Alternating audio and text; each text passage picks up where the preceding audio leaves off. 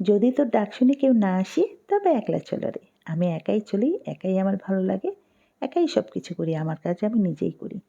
প্রচণ্ড পায়ের ব্যথা এবং হাঁটু ব্যথা ওজনের কারণে চলে গেলাম আজকে ডাক্তারের কাছে। অ্যাপয়েন্টমেন্ট দিয়েছিলাম, সন্ধ্যার পরে চলে গেলাম।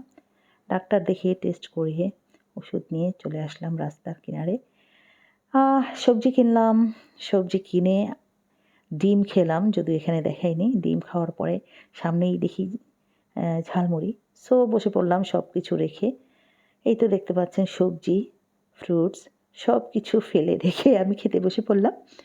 ঝাল করে মুড়ি খেলাম, খুব সুন্দর করে বানিয়ে দিয়েছে। তারপরে মন ভরে খেয়ে রওনা দিলাম আবার বাসার দিকে। তো যাই হোক, ইনক্লুডিং আমি যে কোনো মুহূর্তে আমি এনজয় করা পছন্দ করি, সেটা একাই হোক আর সাথে আত্মীয় স্বজন, ভাই বোন, বন্ধুবান্ধব যেই থাকুক। ধন্যবাদ।